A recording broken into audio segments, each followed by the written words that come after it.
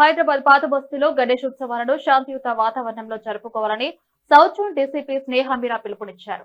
Team జేవీహెచ్ఎఫ్ Ganesh మండపం ఆధ్వర్యంలో south zone DCP పేదలకు రేషన్ కిట్లు పంపిణీ చేశారు. 11 లక్షల రూపాయలతో విద్యా సహాయం, 300 మందికి రేషన్ కిట్ల పంపిణీ చేయడం సంతోషంగా ఉందని అన్నారు డీసీపీ.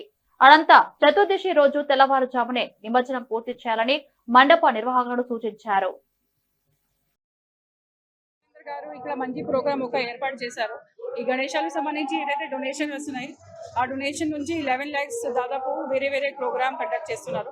ఈ స్కూల్ ఫీజు కొంచెం పువర్ పిల్లలకు సంబంధించి స్కూల్ ఫీజు డిపాజిషన్, ఇంకా కొన్ని టెంపుల్స్ దీపం కోసం కార్యక్రమాలు, రేషన్ డిస్ట్రిబ్యూషన్ కొంతమందికి చేయడం జరిగింది. అట్లనే మనము గణేష్ సంబంధించి ప్రోగ్రామ్తో పాటు అట్లనే ప్రోగ్రామ్ చేస్తే చాలా మంచి ఇనిషియేటివ్ ఇది.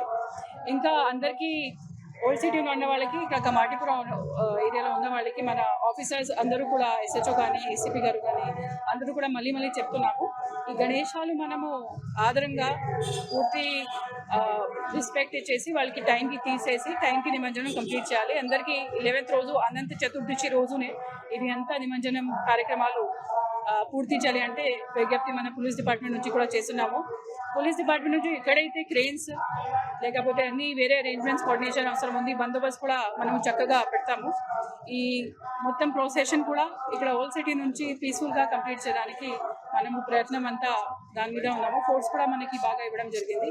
ఈరోజు ఈ జేవీహెచ్ఎఫ్ సంబంధించి ఫౌండేషన్ ఈ ప్రోగ్రామ్ ఏదైతే కండక్ట్ చేశారో దాని గురించి వాళ్ళకి శుభాకాంక్షలు చెప్తున్నాను. గారు ఇక్కడ మంచి ప్రోగ్రామ్ ఒక ఏర్పాటు చేశారు.